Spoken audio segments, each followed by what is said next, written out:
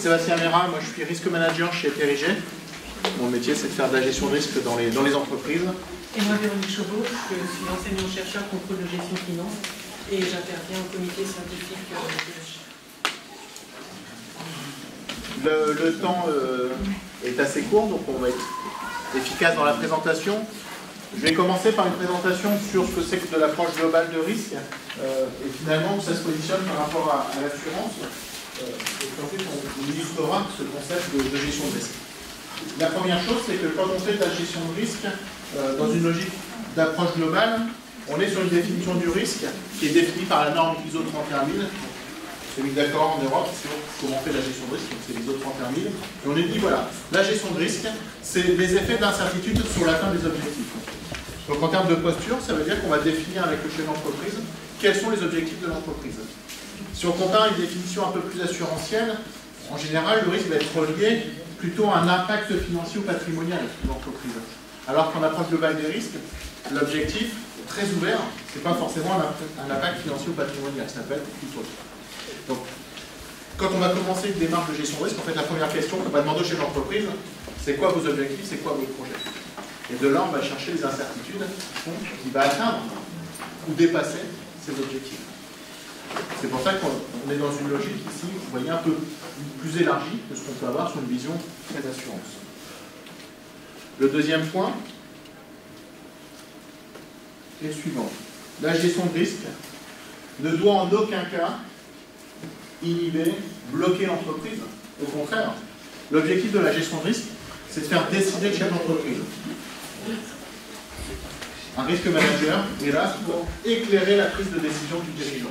Vous avez ici quelqu'un qui souhaite se baigner, et on lui a donné une information, il y a des requins qui ont été vus. Voilà, maintenant vous savez.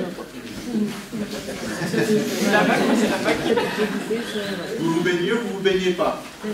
Donc, ici, on va donner des éléments en fait, de décision au chef d'entreprise. Le problème qu'on a sur les petites entreprises, que vous pouvez avoir chez vos sociétaires, c'est d'avoir des gens finalement qui décident jamais. Ils sont toujours d'accord avec ce que vous dites. Maintenant, quand il faut passer à la phase de dire bah, qu'est-ce qu'on fait en avance, on va se baigner, on va pas se baigner. C'est une grosse capacité à rester là et attendre de voir ce qu'il faut faire. Donc ici, en gestion de risque, l'important c'est la décision. Après, on a un aspect culturel. Les anglo-saxons vous disent allez-y à vos risques et périls. Si c'était sur une plage en France, on vous dirait baignade interdite. Donc c'est vrai qu'on n'est pas dans une culture où on aide aussi beaucoup à la prise de décision. On dit bah, qu'est-ce qu'on peut faire ou pas. Et on voit bien, c'est qu'on en perd un peu le sens. On l'a vu cet été avec tous les feux des parcelles. Les gens moissonnaient avec la chaleur. Bah, tant qu'il n'y a pas quelqu'un qui a dit on interdit, bah, comme c'est pas interdit, on peut le faire. On ne s'est pas posé la question si ça avait du sens ou pas. Donc c'est là où il y a un petit travail de gestion de risque effectivement pour remettre un peu près dans une culture d'approche de risque. Une fois que j'ai bien identifié, évalué, je vais produire effectivement ma cartographie des risques qui me dit quel est mon premier risque, mon deuxième, mon troisième, etc. Donc tout l'intérêt dans l'éclairage de cette prise de décision, c'est bien de dire attention, on est en train de travailler en fait sur le cinquième risque. On a perdu beaucoup de temps et finalement on n'a pas vu ce qui était essentiel. Donc c'est là où l'intérêt de cette approche globale du risque, c'est de donner cette vision très globale et transversale pour pouvoir donner cette photo, cette vision globale au chef d'entreprise et quels sont les risques sur lesquels il veut travailler. Quel budget il veut allouer, quel temps disponible il veut allouer, etc. C'est pour ça que c'est important d'être en phase sur la production de cette cartographie. Quand on a fait tout ça, on a fait le plus simple, on arrive ensuite ici à la phase de prise de décision avec seulement 3 décisions possibles. Vous voyez, ça va, c'est pas trop compliqué. La première, c'est j'assume, je prends des risques. On parle de plus en plus d'une notion de risque appétit, ça veut dire jusqu'où je suis prêt à aller dans ma prise de risque. Et comment je la finance, moi, à titre personnel, sur mon compte propre, sur mon patrimoine. Mais ça veut dire que c'est pris volontairement. C'est pas, je ne savais même pas que ce risque-là existait. Le jour où il arrive, je le découvre. Là, c'est dire volontairement, non, je me suis dit, en tant que chef d'entreprise, je prends ce risque-là. Et l'entreprise doit prendre des risques. L'entreprise ne peut pas dire, je veux 0 risque, parce que budgétairement, elle ne pourrait pas, effectivement, tout couvrir. Il faut prendre des risques. Et il y a des risques qu'elle n'a pas envie de prendre. Elle va les transférer, et là, on va trouver l'assureur. Effectivement, moi en tant que chef d'entreprise, il y a des risques que je ne veux pas prendre, je le transfère. Ça peut être pour des raisons diverses et variées, notamment liées à ce qu'on appelait de l'aversion au risque. Moi, j'ai envie, effectivement, de ne pas être embêté sur tel ou tel risque. De toute façon, moi, je le confie à l'assureur. Et puis, le troisième pilier, c'est toute la notion de traitement, que vous connaissez bien. Prévention, protection, duplication, voire en double, neutralisation. Bah, le risque est trop fort, je vais le neutraliser. Si je stocke des fourrages sous un bâtiment avec des panneaux photovoltaïques, bah, à un moment donné, peut-être que la solution, c'est effectivement d'enlever les fourrages. Parce qu'on a beau faire tout ce qu'on veut, on voit que ce n'est pas suffisant. Donc ici, la neutralisation, c'est vraiment ça. Donc, vous voyez ici contextualisé. Aujourd'hui, quand on a bien fait ce travail d'identification, d'évaluation et de cette cartographie, bah, on va demander d'arbitrer, chez l'entreprise, on lui demandait d'arbitrer sur ces trois solutions-là. Et la question, on ne lui demande pas est-ce que tu veux t'assurer ou pas, c'est aujourd'hui, dans tout le panel des choix, qu'est-ce qu'il veut faire? À un moment donné, il y aura l'assurance. Premier thème, le dirigeant clé. C'est le dénominateur commun, globalement, que vous allez trouver chez tous vos sociétaires. On va trouver au moins un humain. Et souvent, il va être quand même un peu seul. Donc je dirais ici, étonnamment, c'est une instruction fiscale qui a défini cette notion d'homme-clé et qui dit grosso modo, ben, quand il n'y a plus d'homme-clé, il n'y a plus d'entreprise ou plus d'activité. La réalité aujourd'hui d'une petite entreprise, on va dire que tout pèse sur les épaules ici de notre dirigeant. Donc comment on appréhende effectivement ici cette approche globale autour de l'homme-clé. Et donc ici, dans notre approche globale, quand on va discuter avec le chef d'entreprise, je l'ai dit tout à l'heure, quel est son objectif? Un élément important, c'est quoi? C'est s'il lui arrive quelque chose, déjà est-ce qu'il continue ou pas l'entreprise? Parce que ça va changer fondamentalement la stratégie. Est-ce que l'objectif c'est de continuer l'entreprise, de mettre en œuvre des moyens qui le permettent, ou est-ce que c'est finalement plutôt de dire qu'il faut se débarrasser vite fait de bien valoriser l'entreprise? Il y a le temps d'être pas les mêmes moyens. Donc c'est pour ça qu'on travaille toujours avec l'objectif. Premier élément, c'est qu'on va faire une analyse ici qualitative de la situation. Donc, un niveau de granulométrie ici d'analyse assez fin pour se dire, prenons en compte les caractéristiques de l'entreprise. Est-ce que c'est une société, une entreprise individuelle? Est-ce que je suis marié? Est-ce que j'ai des enfants qui sont mineurs, etc. Parce que tout ça va impacter ici la situation. Donc ça va dire la situation de mon dirigeant et de sa famille. Deuxième élément, c'est l'activité. Quels sont les enjeux en cas d'absence de mon dirigeant? Et notamment, plus l'absence va être longue, souvent plus l'enjeu va être important. Mon chef d'entreprise, il est absent une journée, 2 jours, ça ne pose pas de problème. 3 jours, 4 jours, selon les systèmes, ça commence à être compliqué. Puis après, si c'est 2 mois, c'est peut-être encore plus compliqué. Donc ça va dépendre effectivement de la période à laquelle ça arrive. Là, en gestion de risque, on va raisonner sur la période où on va avoir le plus de travaux. Et puis ensuite, l'organisation de l'entreprise. Donc on va avoir une problématique qui va être d'abord organisationnelle. Est-ce que mon chef d'entreprise, quand il n'est pas là, est-ce que l'entreprise peut fonctionner sans lui? Et ça, on voit bien que selon les systèmes de production, les activités, ben, on va avoir des situations très différentes. Donc il va falloir commencer à rentrer dans une analyse de l'organisation de l'entreprise. On ne va pas parler de l'efficacité de l'organisation quand l'entreprise fonctionne bien. C'est de l'efficacité quand il n'y a pas mon chef d'entreprise. Est-ce qu'on sait facilement retrouver les informations? Est-ce qu'on sait ce qu'il faut donner à manger aux vaches? Est-ce que la ration est écrite quelque part? Est-ce qu'on sait quel fournisseur il faut appeler? Est-ce qu'on sait où est-ce qu'on en est dans les traitements phytosanitaires? Est-ce qu'on connaît le mot de passe de l'ordinateur? Donc quand on prend tout ça, bah souvent, au départ, on a un discours très positif du chef d'entreprise, c'est hyper facile, tout le monde peut le remplacer. Puis quand on commence à creuser, on s'aperçoit qu'il y a moins en moins de monde, puis c'est plusieurs personnes qui peuvent le remplacer, et tout ça n'est pas très efficace. Ensuite, on va se poser des questions effectivement sur la capacité financière de l'entreprise, sa capacité à supporter un coût supplémentaire pour embaucher, sous-traiter. Et puis après, si ça dure plus longtemps, on doit faire un impact patrimonial ici à prendre en compte. Donc ça, c'est toute la partie évaluation qualitative qu'on va transformer derrière en euros. Parce qu'effectivement, quels sont les besoins financiers de l'entreprise pour faire face à la situation. Et je vais bien distinguer effectivement ceux qui sont de l'ordre ici de l'entreprise professionnelle et puis la partie effectivement plus personnelle. Parce qu'on va distinguer de l'assurance peut-être clé et effectivement de la prévoyance de la personne. Dans une approche globale des risques, si on veut être efficace, il va falloir ces 3 éléments-là. 1, une bonne organisation qui soit utilisable, transférable à quelqu'un d'autre. Souvent, les entreprises vont être bloquées sur des aspects déclaratifs, administratifs. le boulot, ils se disent, bah oui, il y a mon voisin qui bosse avec moi, il y a mon salarié, etc. Faire le boulot, ça va. Sauf que, quand ça se contente qu'au boulot, ça va. On va voir rapidement qu'on va avoir des blocages liés à des relations, des déclarations à faire, etc. etc. Donc, c'est comment je remplace une organisation solide. 2, le pilier juridique. Une entreprise, une société avec un gérant,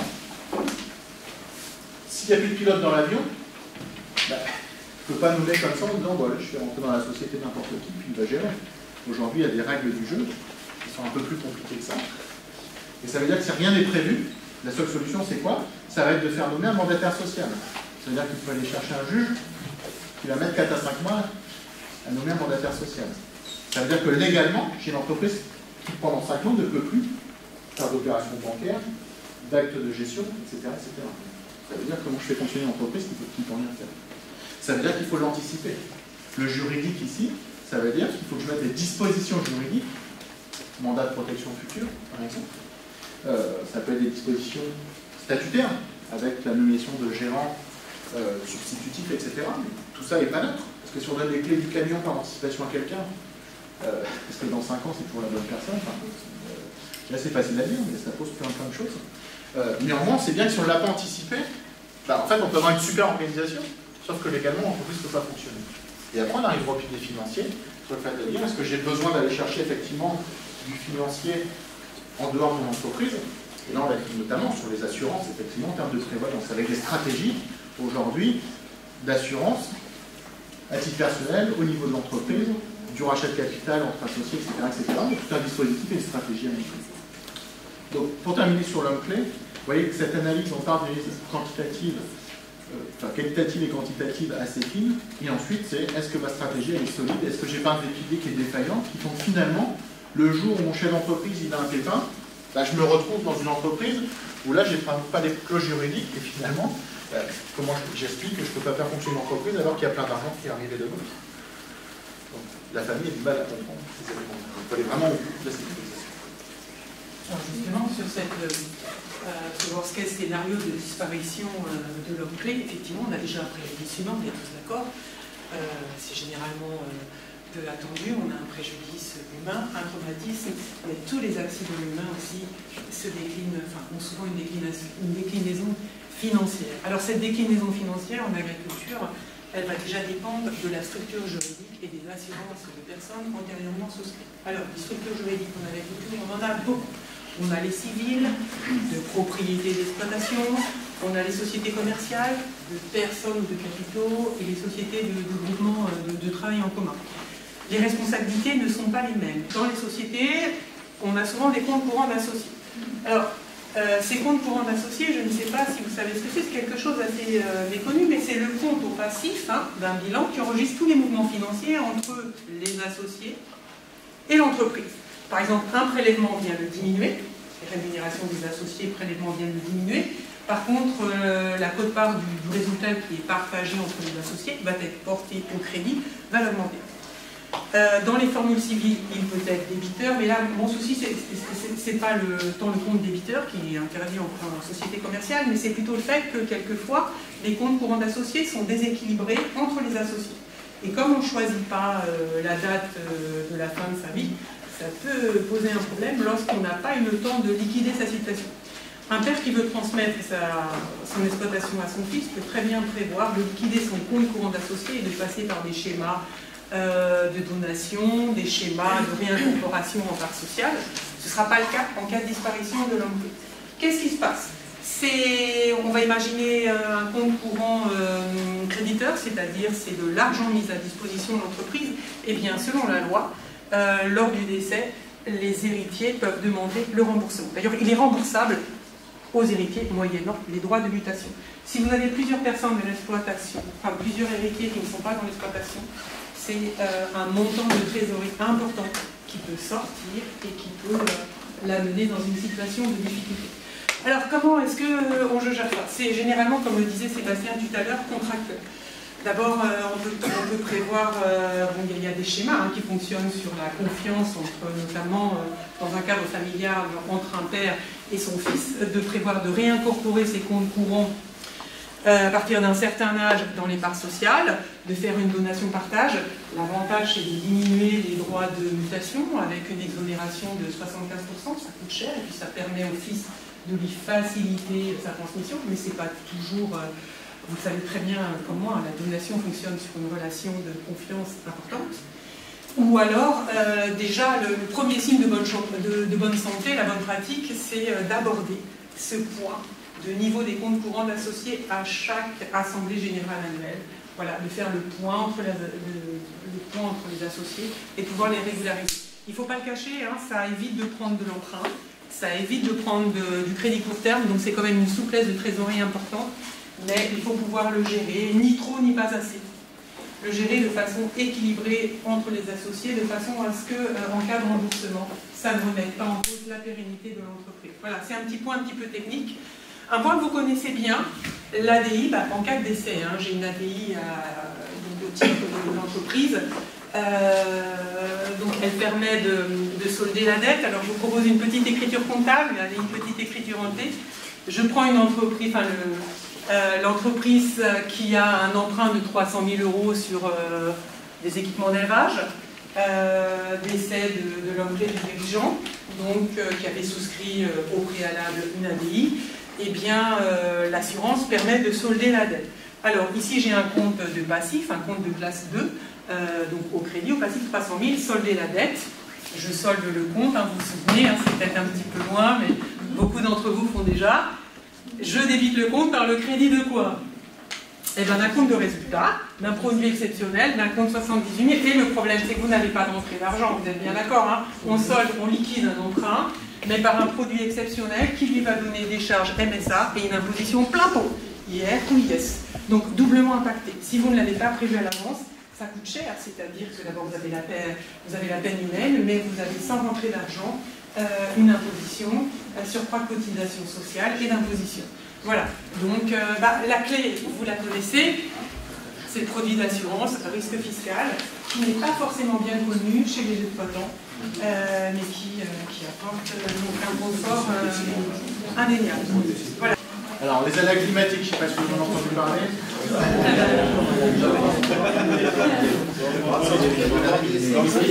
Donc, on va pouvoir aller vite.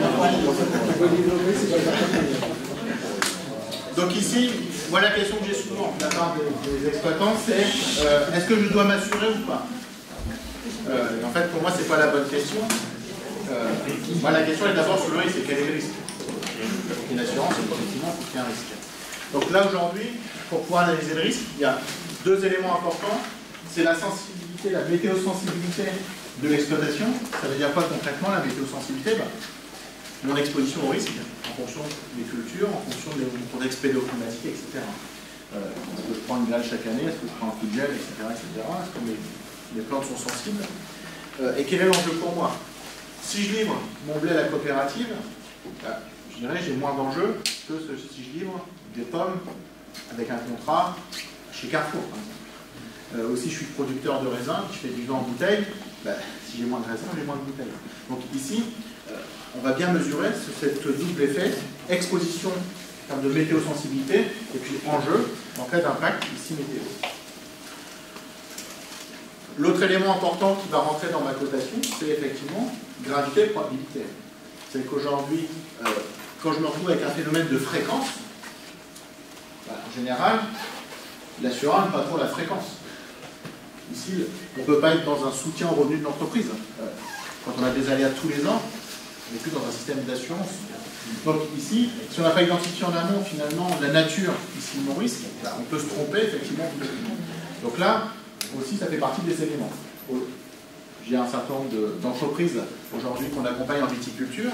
Quand je me prends deux aléas chaque année, ça pose plutôt des questions de stratégie, parce que une fois que j'ai épuisé les stocks, que j'ai épuisé l'assurance, de toute façon, il va falloir que je trouve une autre solution. Ça peut être une solution négoce, par exemple.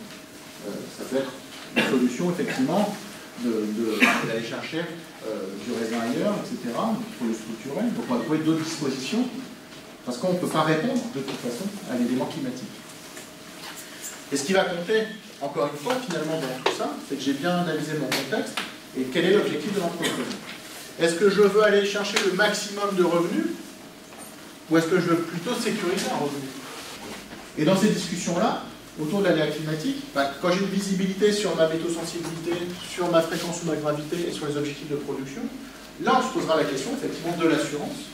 Qu'est-ce que l'entreprise veut couvrir? Comment veut le couvrir? Et là on commence à avoir la bonne question. Mais ça veut dire qu'on est bien une analyse beaucoup plus fine en amont qu'une réponse brute qui serait je m'assure ou je m'assure pas. Alors, justement, comment est-ce qu'on finance un risque lorsque j'ai une survenance de sinistre? Normalement, j'ai deux recours. J'ai les assurances et la structure financière. Alors, c'est pourquoi pendant longtemps, hormis les assureurs qui sont partie prenante du management de risque, c'est resté l'apanage exclusif un peu des commissaires aux comptes et des experts comptables qui avaient pour une mission d'aller un petit peu quantifier tous les risques et les comparer par rapport aux fonds propres. Je parle de sociétés qui ont l'obligation de certifier leurs comptes auprès d'actionnaires. Pendant longtemps, on a quand même un cloisonnement des métiers qui est en train de s'ouvrir. Quels sont les risques en termes d'impact, en termes de survenance, et s'ils sont supérieurs aux fonds propres, on déclenche la capacité, l'alerte de cessation d'activité. Voilà. Bon, l'agriculture ne va pas le faire lui-même parce qu'il est actionnaire de lui-même, mais on aborde les mêmes problèmes. Alors, ces fonds propres, ils regroupent les parts sociales, le capital social, les réserves, les provisions, les comptes courants d'associés qu'on avait tout à l'heure.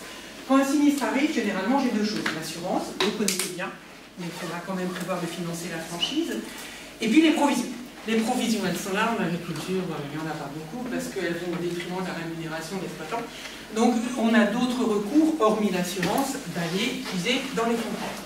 J'imagine un enchaînement d'aléas climatiques qui génèrent des pertes successives. Au bout d'un moment, les pertes successives, elles viennent se déduire des fonds propres, elles détruisent des fonds propres. Donc c'est bien le niveau, la première chose qu'on va regarder, c'est bien en tout cas de long terme vers le court terme, c'est le niveau et le pourcentage des fonds propres par rapport à la totalité du bilan. Pourquoi? Plus une entreprise a des fonds propres, moins elle est vulnérable. Pourquoi? Quand un sinistre arrive non assuré, il faut de provisions suffisantes, il va venir les diminuer. Donc ces fonds propres, ça, malgré tout, ça reste théorique. Ça ne marche pas tout à fait comme ça. Vous savez comme moi pourquoi ce fonds propre-là, il fait partie du fonds de roulement. Il a servi à financer, notamment ça, en haut de l'actif, les immobilisations. Les fonds propres, ils ne sont pas liquides. Ce qui est liquide dans un bilan, c'est la trésor. Donc, en plus, le bilan, c'est une photographie figée à une date de clôture. Votre sinistre, il n'arrive pas forcément à la date de bilan, il arrive à un moment donné où vous ne l'attendez pas forcément. Ce sera particulièrement difficile pour un céréalier. Si votre sinistre arrive le 30 juin, vous n'avez aucune recette, vous n'avez pas de trésorerie, vous êtes en endettement et vous n'avez pas de liquidité pour le financer. Donc, on aborde d'autres outils beaucoup plus fins. D'aborder quelle est la marge de sécurité sur mon résultat annuel une fois que j'ai remboursé mes annuités, mes frais financiers court terme, mes prélèvements, qu'est-ce qu'il me reste au niveau de l'annuel, et surtout la cyclicité mensuelle compte tenu du besoin d'exploitation, du cycle d'exploitation au moment du sinistre, quel est le niveau de mes liquidités. Les outils apportés par le gestionnaire seront la prévision, le budget de trésorerie. Alors, on a illustré des risques qui ont un impact qui était plutôt financier. Je voulais terminer, moi, sur ici un éclairage autour de la responsabilité civile et pénale qui va être impactée par des aspects santé-sécurité pour l'employeur de main-d'œuvre, par des accidents environnementaux, par un accident sur le risque sanitaire. Ce que j'ai vécu dans l'accompagnement de mes entreprises, si je pense sur la santé-sécurité, un employeur qui subit qui a un accident d'un salarié, le décès d'un salarié, souvent il va mettre en jeu sa responsabilité civile et pénale. Et ce qui va lui faire mal, c'est pénal. Parce que quand tu te retrouves devant un juge, effectivement, on t'explique que c'est de ta faute parce que tu n'as pas atteint l'obligation de résultat, je dirais que c'est pas facile à vivre. Et d'un seul coup, l'aspect financier, il a beaucoup moins d'importance. Et là, aujourd'hui, on ne peut pas tout résumer la gestion de risque à la problématique purement financière. Il y a effectivement aussi la dimension responsabilité et puis impact psychologique. Là, aujourd'hui, on a un exploitant qui a écrasé son stagiaire. Résultat, psychologiquement, il est atteint. Et là, 3 ans après, son entreprise, elle est en déclin parce qu'aujourd'hui, il n'a plus le moral suffisant pour faire tourner son exploitation. Tout ça, ça mûrit petit à petit. Donc en 2018, on a eu les premières rencontres, et ensuite on s'est rencontré avec Sébastien donc, pour parler de l'outil 360. Vous connaissez tous votre 360 degrés, sauf que là, c'est pour l'exploitation agricole. Ce qu'on a fait par rapport à Périgée, donc dans un premier temps, on a choisi 4 exploitations dans le département. Donc la première visite, c'est Sébastien qui l'a effectuée seul, donc pour poser le diagnostic. Donc ça, c'est bien parce que ça permet d'avoir un œil neutre et un œil extérieur, d'accord? Et ensuite, la restitution, on l'a fait ensemble avec le conseiller Serre France quand c'est possible et le conseiller Groupama. Donc tout ça, ça crée du lien, ça crée de la synergie. Parce que vous le savez comme moi, le conseiller, le comptable a beaucoup d'importance dans une exploitation agricole. Donc quand on se parle autour d'une table, je dis pendant ce temps-là, ben, il y a un dialogue qui s'installe, une confiance, etc. Donc par rapport à ça, donc, il y a l'histoire de la neutralité, mais il y a aussi, comment je vais dire, on a réussi à mettre le doigt sur certaines choses qui ne sont pas forcément du domaine de l'assurance dans la gestion des risques. C'est parfois des décisions simples, hein, notamment tout ce qui est installation classée pour la protection de l'environnement. On est arrivé dans des exploitations, on ne savait même pas qu'on était dans une exploitation soumise à l'autorisation, etc. Donc quelque part, on est en dehors de la législation. Donc tout ça, ben, ça nous permet à nous aussi, conseillers, de grandir. En fait, avec eux, on grandit tout le temps. Hein, on s'imprègne un peu de leur savoir, etc. Et je disais à Sébastien, tout ça, ça nous permet aussi d'éviter de répéter 2 fois les mêmes erreurs. Alors il me dit, Alain, on appelle ça l'intelligence collective. Bon. Soit.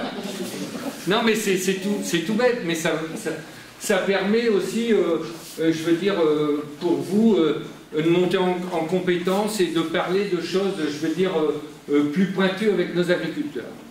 Et puis, dans tout ça, il y a aussi, on rentre un peu dans l'intimité de l'exploitation. C'était pas déjà le cas, hein? Disons que je pense que là, pour l'avoir vécu, comment tu fonctionnes quoi, au quotidien? Comment tu fonctionnes au quotidien? Je ne suis pas certain qu'on pose tous cette question-là, etc. Avec les questions, je ne les ai plus tous en tête, mais il y a vraiment... on rentre dans l'organisation, dans l'opérationnel, dans l'intimité, et quand on rentre dans l'intimité de quelqu'un, forcément on gagne quelque chose d'important, c'est exactement la confiance. Donc dès lors qu'on gagne la confiance, ben, je veux dire par là, on a fait beaucoup de chemin.